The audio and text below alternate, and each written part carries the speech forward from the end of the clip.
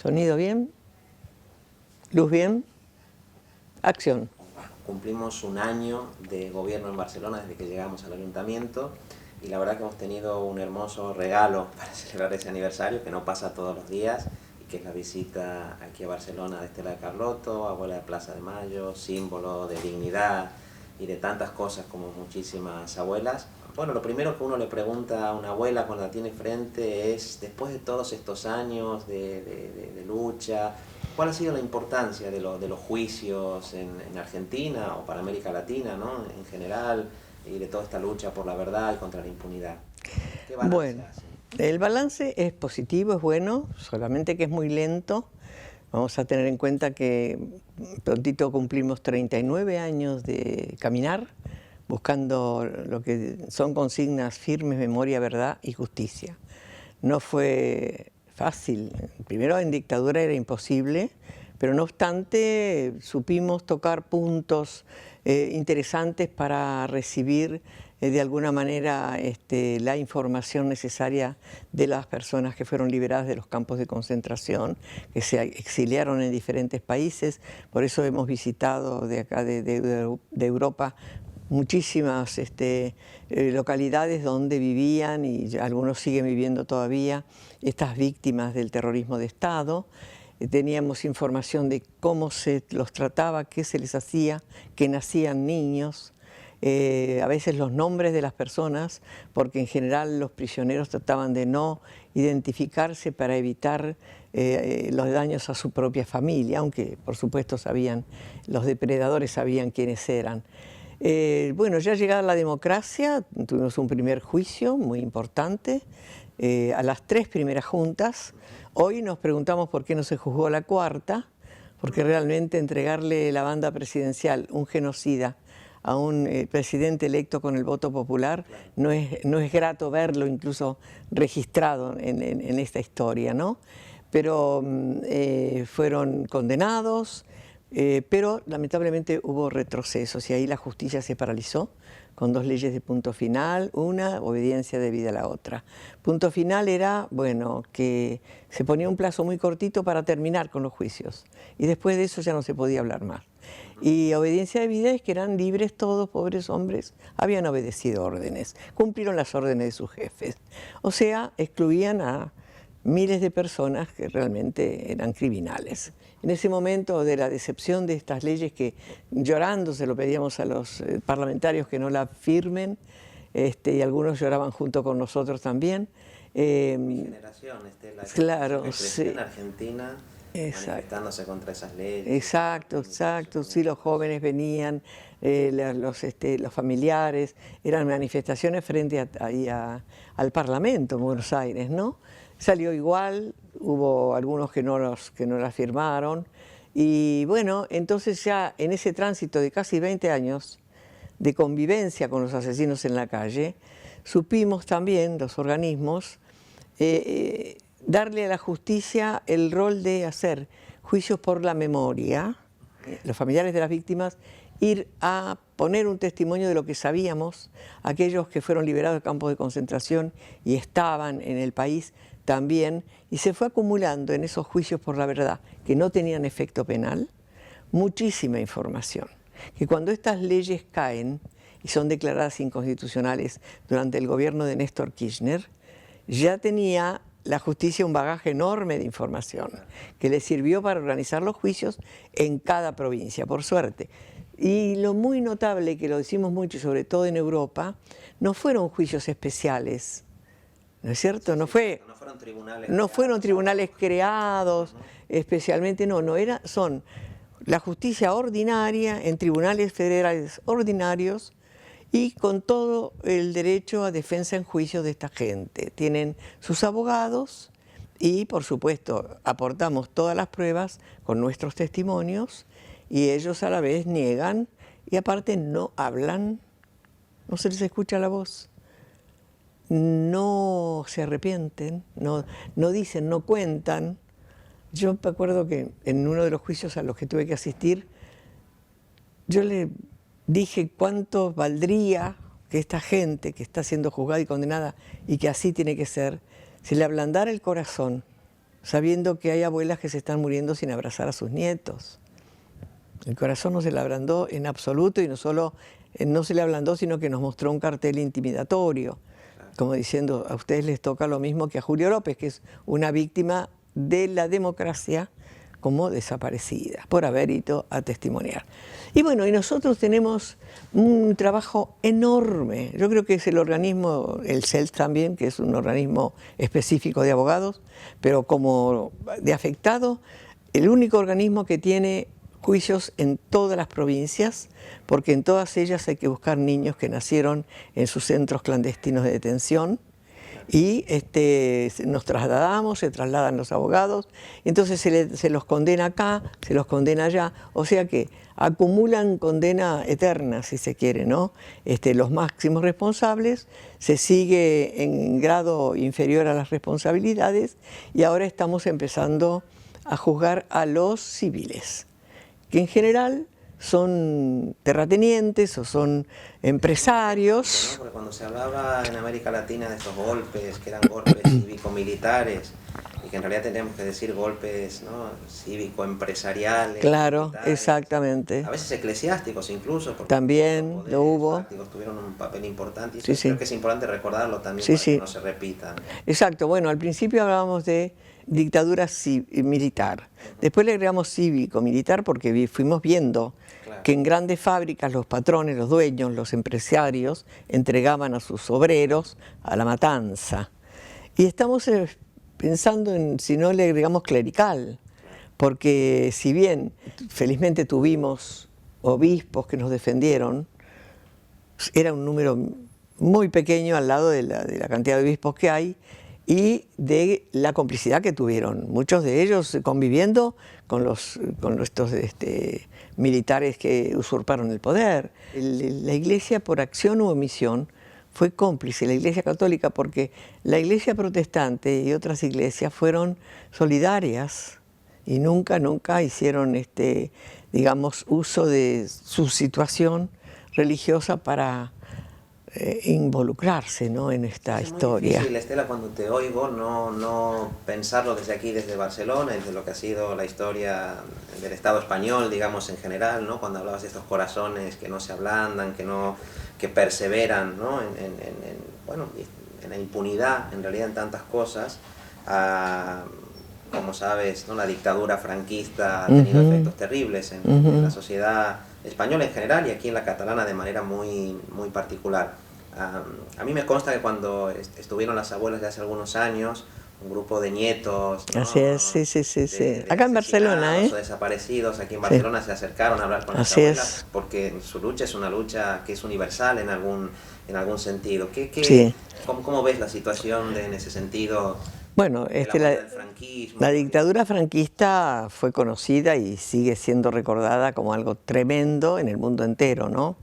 Y sobre todo los años de sometimiento que tuvo este pueblo, las muertes, los fusilamientos, los robos de niños, nos enteramos ahora, antes no se hablaba, nadie hablaba de esto, y lógicamente al ser conocidas nosotras como buscadoras de estas dos generaciones, porque somos madres también, estas charlas que veníamos a dar por Europa, entre otros este país, y acá en Cataluña se acercaron, es cierto, unos años atrás, hace bastante, un grupo de jóvenes que dijeron ser nietos de los asesinados por el franquismo, que querían encontrar los restos de sus abuelos para darles honores, para tenerlos, porque ellos veían, dice, que la abuela iba en silencio a llorar al campo y ponía una florcita y piensan que ahí están. Entonces, pero nadie dice nada, y ellas menos, porque hubo un silencio de años, de décadas. Entonces nosotros los asesoramos, que se constituyeran en un grupo formal, que tuvieran personería jurídica, todo lo que se requiere por ley para tener representatividad legal, no hacerlo suelto porque esto no se puede, y convocar al gobierno para que ayude al encuentro de estas personas, estos restos, y exhumarlos, y ahí, antes de hacer eso, tenían que formar un banco de datos genéticos, porque en Argentina, que con nosotros, al tener el Banco Nacional de Datos Genéticos para identificar los nietos, nace un equipo de antropología forense. Y se forma un equipo de antropología forense que está viajando por el mundo y ahora tiene una fama buenísima para identificar cadáveres y restituirlos a su familia, pero tienen que hacer un banco de datos genéticos de las familias que los buscan. Un huesito encontrado comparado con el ADN del familiar, si coinciden es, si no, no. Fíjate que hay un caso tremendo de el papá de unos mellicitos que encontramos apropiados por un militar, un policía, que en una localidad cercana a la ciudad donde vivo, La Plata, Arana, y ahí había un sector militar de represión y tortura y muerte, excavando un foso donde decían que los tiraban y los quemaban. Estaban las cenizas, por supuesto, pero se ve que muertos los tiraban, antes les daban un tiro. Alguien llegó vivo ahí y se ha despertado adentro de un pozo, metió la mano en la tierra, la enterró para salir desesperado, hay que ver. Pero ahí tiraron nafta y quemaron, murieron todos. Al exhumar esa ceniza, de ahí no se consigue el ADN para nada, se encontró esa mano. Y esa mano, esa manito, es la mano del papá de estos chicos. Y eso les cierra a ellos eso de dónde está. Parece escabroso, porque lo es, pero cómo la necesidad humana de todas las madres, los familiares, los hermanos y hoy los hijos tienen la edad suficiente, la mente preparada para buscar ellos y se organizan en grupos. Y hoy son un ejemplo no solo en la Argentina, en el mundo entero.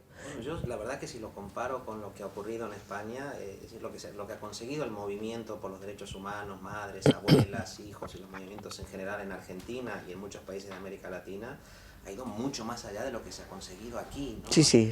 Aquí ve como las estructuras judiciales siguen estando vinculadas en parte a lo que fue el franquismo, las estructuras económicas.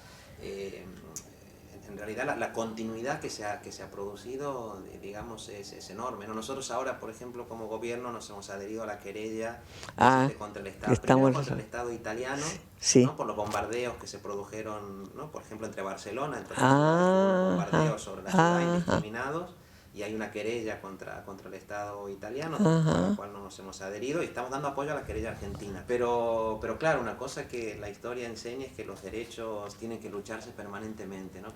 Claro que sí.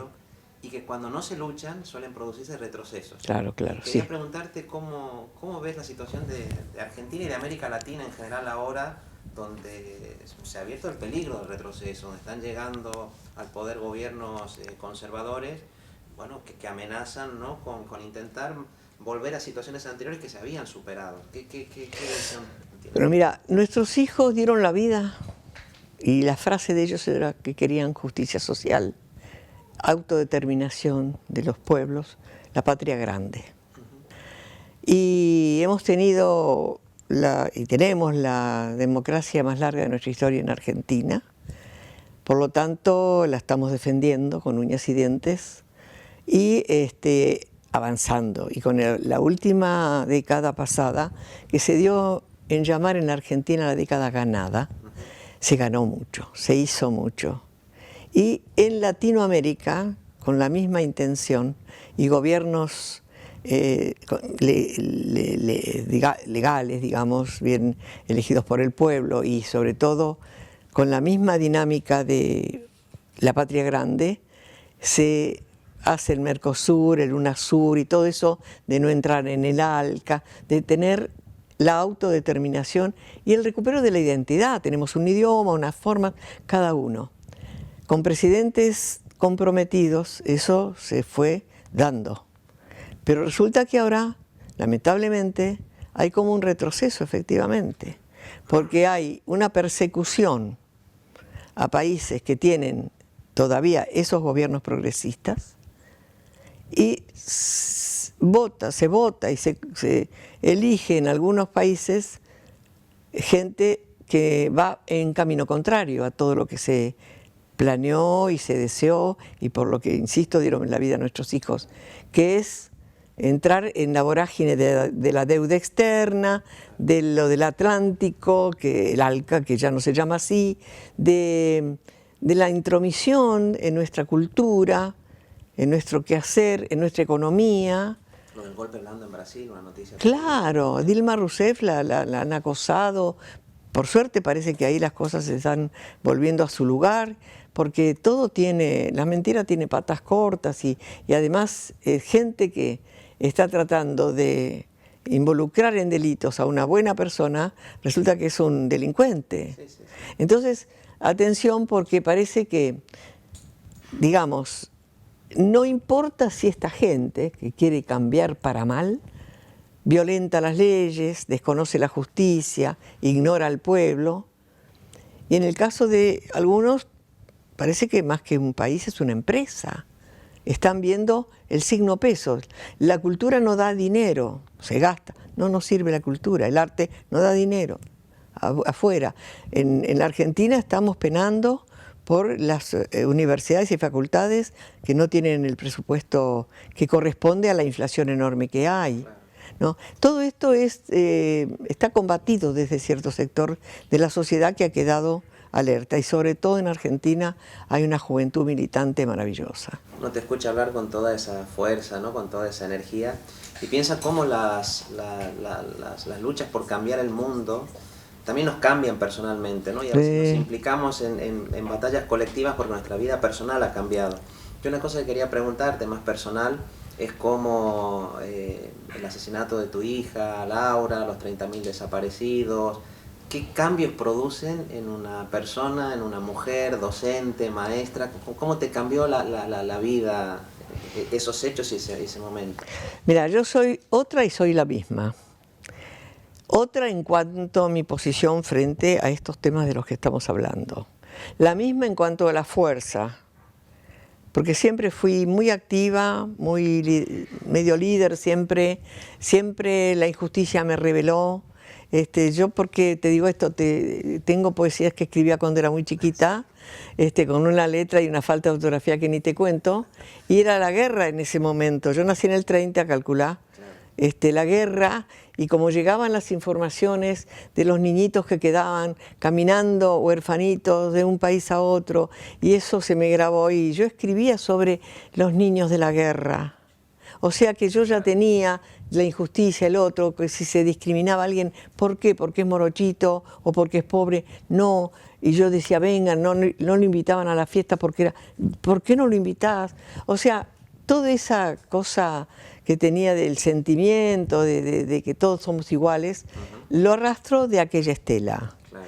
La otra Estela, que después siendo grande se transformó en conformista, en no discutir, no entender, fue despertada por los hijos. Y los hijos con los que conversábamos, proponiéndole que abandonen, y ellos diciendo por qué se quedaban, eso nos hizo, por lo menos a mí, no a mi marido que era más lúcido, cambiar y decir, bueno, esto es así, esto hay que seguirlo. Y si además a eso se agrega que para conseguir eso mataron, y me mataron a una hija, calcula que la leona que tengo adentro salió con uñas y dientes. Entonces eso es lo que llevo. Ahora, llevo la consigna de hacerlo en paz, de hacerlo desde el amor y con una voluntad inexorable, fuerte, de no aflojar ninguna consigna, nunca. El amor no es tontería, es amor. Después lo demás es firmeza, es moral, es ética. Eso desde luego lo transmiten, esa firmeza, esa convicción combinada también con y se dio que, bueno, nos juntamos un grupo de mujeres y ya llevamos esos 39 años, ya quedamos poquitas y hay que seguir caminando. Estela, y cuando piensan no solo en los nietos, ¿no? Bueno, en Guido, en tantos nietos recuperados, en nietos que quedan por recuperar, claro, pero en los jóvenes en general, ¿qué mensaje les dejarías a los jóvenes a los jóvenes que se rebelan contra las injusticias. Claro, claro, claro. El mensaje de las abuelas es un mensaje universal, como decíamos Seguro. antes. ¿Cómo ves a la juventud y qué mensaje les? Mira, bueno, el encuentro de cada nieto es un milagro, es como una resurrección. Vos ves chiquitos que fueron secuestrados ya nacidos, ves la fotito, de repente ves el hombre o mujer adelante tuyo y es el que buscamos, encontramos y está presente y viene y está con nosotros, es maravilloso. Y ellos forman parte de esta juventud luchadora, una juventud que no tiene ningún interés económico, de protagonismo, son puros. Tienen la sangre de sus padres también, que los empujan, ¿no es cierto? ¿Y qué les decimos cuando nos preguntan qué hacer? El estudio es necesario, el culturalizarse para que no lo engañen, el ser buen compañero, respetuoso, el ser, compartir lo que se tiene con el otro, el diferente es igual, y decirles que se movilicen, porque nosotros de nuestra generación éramos estáticos el paso de la historia. Lo escuchábamos en la marchita en la radio, porque no había televisión, papá no trabajaba, yo no iba a la escuela, al día siguiente como si nada, yo no vi carteles, no vi protestas, no me acuerdo. Sí vi que había la clase obrera movida y los estudiantes, que eran los dos frentes de lucha y de resistencia. Decirles que se movilicen, que se junten, que participen porque en general estos que quieren reinar de esta manera dividen. Entonces el otro, si no piensa como vos, no sirve, es tu enemigo, enojate, la grieta, hablan de una grieta que no existe.